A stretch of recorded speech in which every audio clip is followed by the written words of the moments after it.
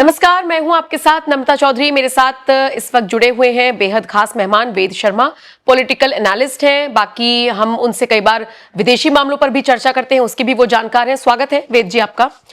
और आज बात होगी बिहार की, क्योंकि देखिए बिहार में विधानसभा चुनाव है और उससे पहले बिहार का जो राजनीतिक घटनाक्रम है बड़ा दिलचस्प होता जा रहा है। वैसे अमूमन आपने देखा होगा उत्तर प्रदेश, बंगाल या आप कह लीजिए महाराष्ट्र या फिर बिहार, ये 4-5 ही राज्य ऐसे हैं जिनकी राजनीति बड़ी इंटरेस्टिंग है। और हाल फिलहाल बिहार में जो कुछ भी हो रहा है उससे आपको एक एक करके रूबरू कराएंगे, क्योंकि बहुत सारे टॉपिक्स हैं। अलग अलग करने के बजाय आज इसी में गागर में सागर भरने की कोशिश करेंगे। देखिए, एक तो तेज प्रताप बड़े धड़ल्ले से आगे चल रही हैं, परिवार ने साथ छोड़ दिया है लेकिन कॉन्फिडेंस लूज नहीं हुआ है तेजू भैया का। नामांकन भरने के लिए गए तो शक्ति प्रदर्शन भी किया, तो साथ में दादी की तस्वीर लेकर गए, वो दादी जिसने कभी अपने बेटे को आशीर्वाद दिया था यानी लालू यादव को, और अब उन्हीं की तस्वीर लेकर आगे बढ़े। वीडियो कॉल पर बहन रोहिणी भी साथ जुड़ी रही। थोड़ा एक ऐसा पल आए जिसमें वो भावुक होते हुए दिखे, लेकिन एट द एंड अपने आप को पावरफुल दिखाते हुए नजर आए। अब ये तेज प्रताप तेजस्वी के गढ़ में जा जाकर कह रहे हैं कि आपका विधायक नालायक है, कमजोर है, काम का नहीं है, तो निश्चित तौर पर आरजेडी को डैमेज तो करेंगे ही। तो शुरुआत पहले तेज प्रताप से कर लेते हैं और उसके बाद फिर प्रशांत किशोर और कांग्रेस सब पर एक एक करके आएंगे। वेद जी, तेज प्रताप का क्या लग रहा है आपको? मतलब अपनी सीट भी वो बचा पाएंगे या नहीं, और दूसरी बात आरजेडी को कितना डैमेज कर सकते हैं? देखिए, तेज प्रताप जिस तरीके से चुनाव में उतरे हैं, एक तरफ परिवार ने उनको दरकिनार कर दिया है, और तेज प्रताप जिस मजबूती के साथ जो है चुनाव लड़ रहे हैं 17-18 सीटों पर, और जिस प्रकार से जो लालू परिवार के अंदर की फूट है वो पूरे बिहार की राजनीति के पटल पर आ गई है। ठीक है, आप वहां देख रहे हैं कि कैसे रोहिणी आचार्य जो है उनको पिछले कुछ समय से जो है ढाढ़स बंधा रही हैं, उनके साथ सपोर्ट में दिखती हैं। तो इससे बड़ा साफ पता लगता है कि एक तरफ सुबह लालू जी कुछ लोगों को सिंबल बांटते हैं, शाम तक तेजस्वी दिल्ली से वापस आके उन लोगों का जो है टिकट सिंबल वापस करा लेते हैं।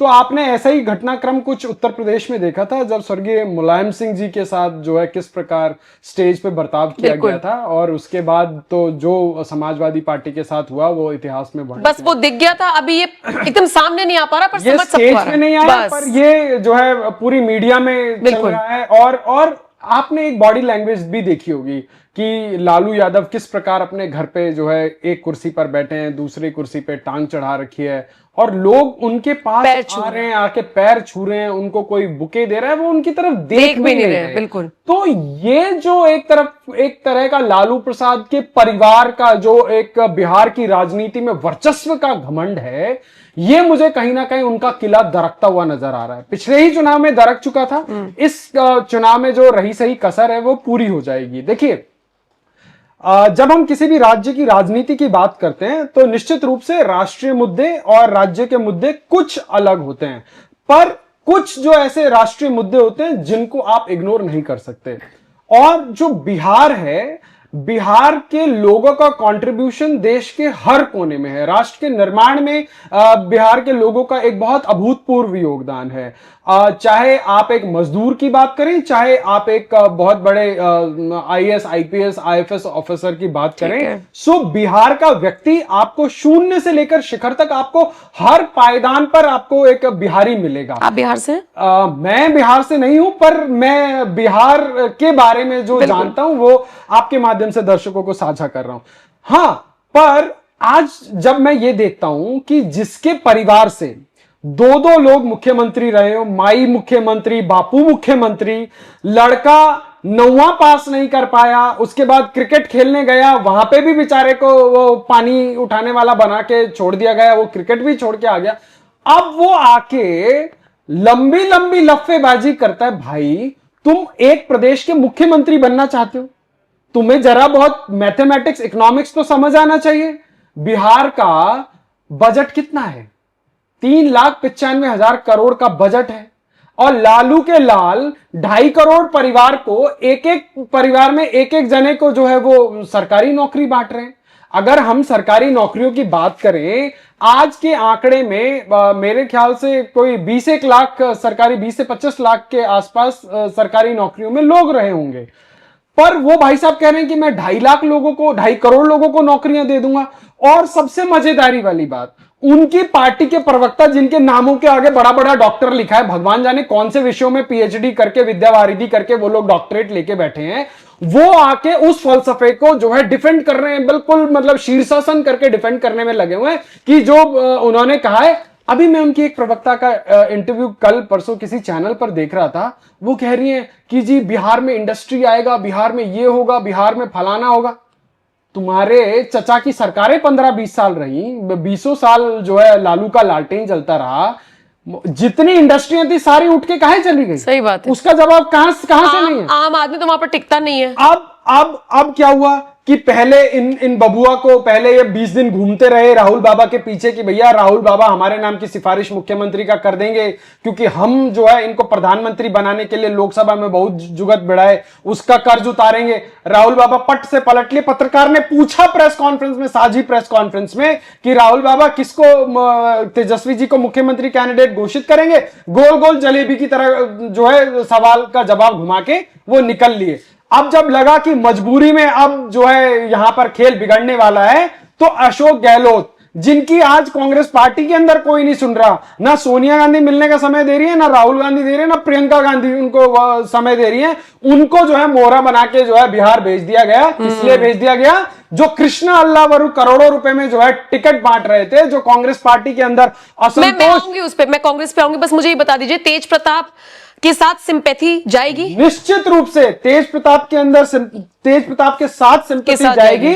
और तेज प्रताप उन जो 16, 17, 18 सीटों पर चुनाव लड़ रहे हैं, वो निश्चित रूप से जो है आरजेडी का बहुत अच्छा खासा नुकसान करेंगे। आप फर्ज कीजिए कि अगर तेज प्रताप एक 2-4 सीटें निकाल भी लेते हैं और 10-15 सीटों पर 10-15 हजार वोट पा जाते हैं, तो आप सोचिए ये नुकसान किसका है? सही बात ये है। लालू प्रसाद के परिवार का नुकसान। बेसिकली तेज प्रताप के लिए वो लोग सपोर्ट कर रहे हैं जो तेजस्वी को छल कपटी मानते हैं। मैं बहुत सारे पोस्ट देख रही हूं जिसमें लोग लिख रहे हैं कि हमें आरजेडी को सबक सिखाना है। भाइयों, तेज प्रताप, ये एनडीए तो बीच में से निकल गया है, अभी आरजेडी वर्सेस तेज प्रताप हो गया। देखिए ये परिवार के अंदर की लड़ाई जो है अब ये सतह पर आ गई है, और इस लड़ाई का जो पटाक्षेप होगा वो इसी चुनाव में होगा। अभी आपने उनको बयान देते हुए भी देखा होगा, मर जाऊंगा लेकिन वापस नहीं जाऊंगा, मैं पार्टी में वापस नहीं जाऊंगा।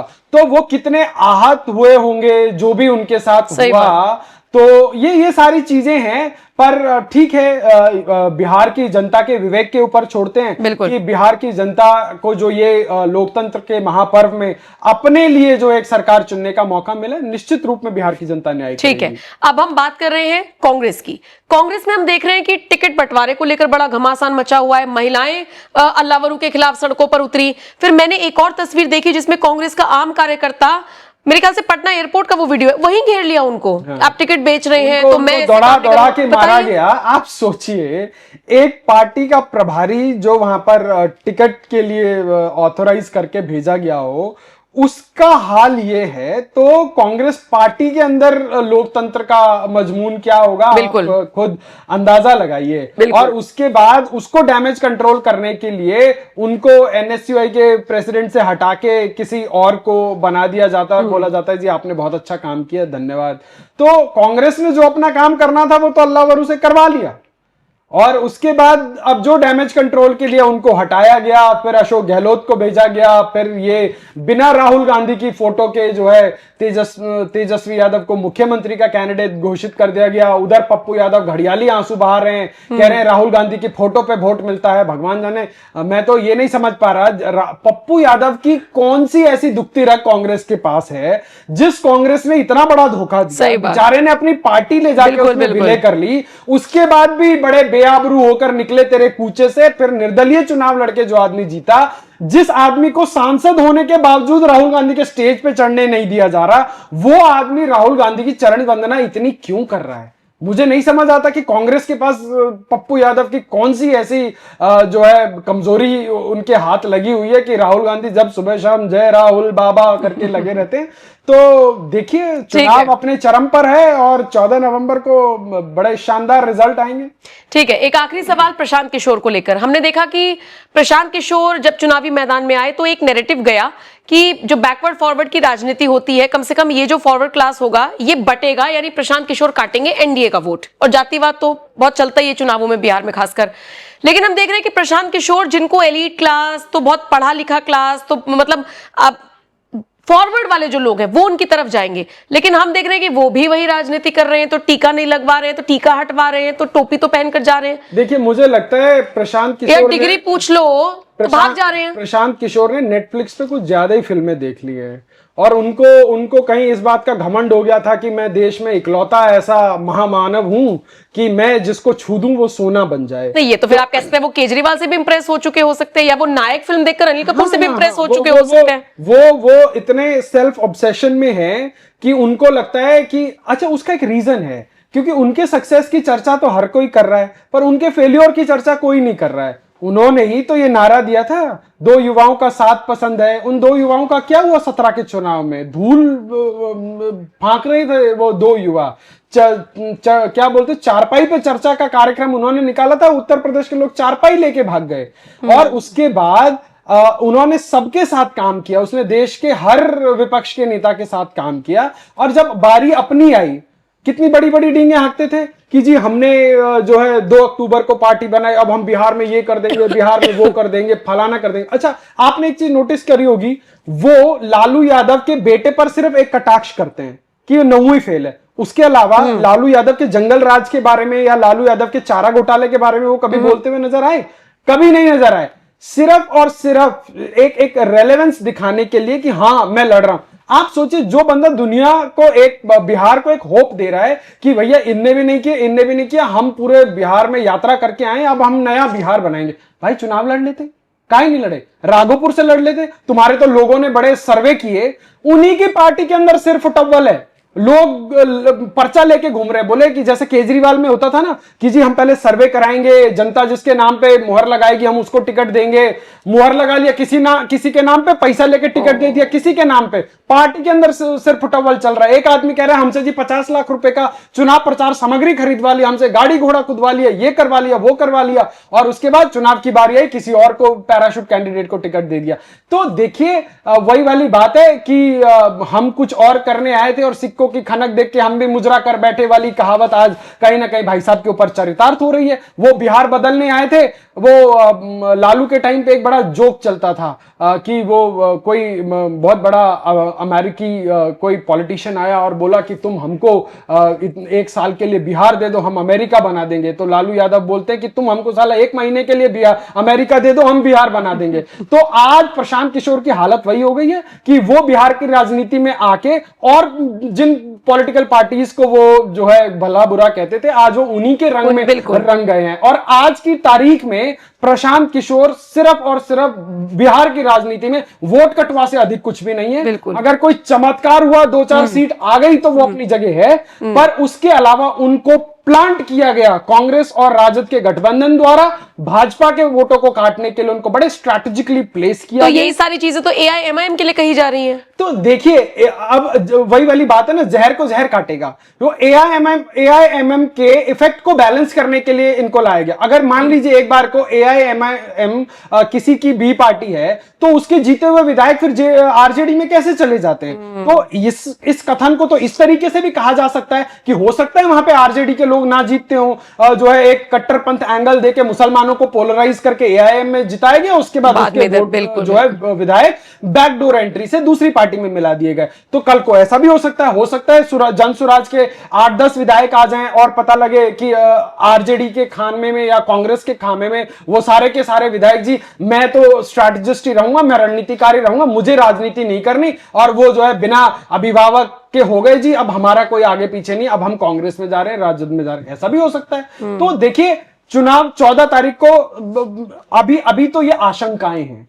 14 तारीख को पता लग जाएगा कि प्रशांत किशोर जी किसके एजेंट हैं, किसके लिए काम कर रहे हैं। चलिए, देखने वाली बात होगी। 14 नवंबर तक सारी स्थिति क्लियर हो ही जाएगी, और 14 नवंबर का दिन तो वैसे भी बहुत अहम होने वाला है। देखने वाली बात होगी क्या कुछ होता है। बहरहाल बहुत बहुत शुक्रिया वेद जी। बाकी आप इस चर्चा पर क्या राय रखते हैं, कमेंट सेक्शन में अपनी राय जरूर दीजिएगा, और बिहार के साथ साथ और भी अपडेट्स के लिए बने रहिए हमारे साथ।